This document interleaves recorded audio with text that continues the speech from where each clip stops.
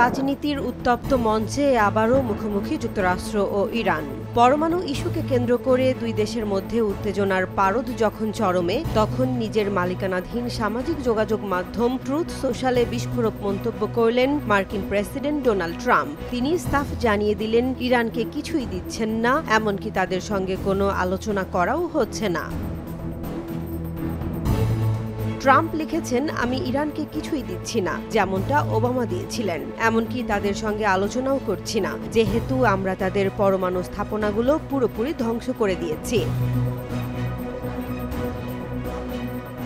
এই মন্তব্যে যেন ফের উত্তাপ ছড়ালো আন্তর্জাতিক রাজনীতির ভেতর ঘরে। এমন সময় এই বার্তা এলো যখন ইরানের পররাষ্ট্র উপমন্ত্রী মাজিদ তাখত রাভাঞ্চি বিবিসিকে দেয়া এক সাক্ষাৎকারে স্পষ্ট জানিয়ে দিয়েছেন, যুক্তরাষ্ট্র যদি আগ্রাসন বন্ধের নিশ্চয়তা না দেয়, তাহলে আলোচনায় বসা অসম্ভব।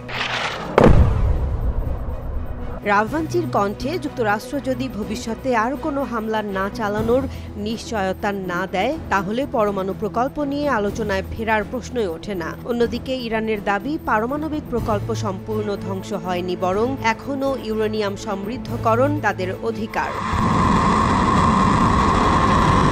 13 জুন ইসরায়েল হামলা চালায় ইরানের পারমাণবিক ও সামরিক স্থাপনাগুলোতে। 21 জুন যুক্তরাষ্ট্রও ফর্দো, নাতাঞ্জ ও ইস্পাহান পরমাণু স্থাপনায় আঘাত হানে। 2 দফা হামলার পর তেহরান সরাসরি যুক্তরাষ্ট্রের সঙ্গে সব ধরনের আলোচনা স্থগিত করে।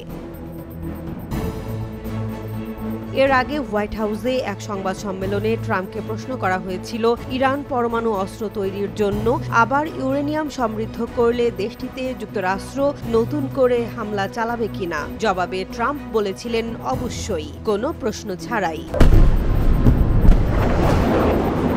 বিশ্লেষকদের মতে, একদিকে যুক্তরাষ্ট্রের আগ্রাসী বার্তা, অন্যদিকে ইরানের প্রতিরোধের হুমকি পরমাণু রাজনীতিতে তৈরি করছে এক বিভীষিকাময় অনিশ্চয়তা।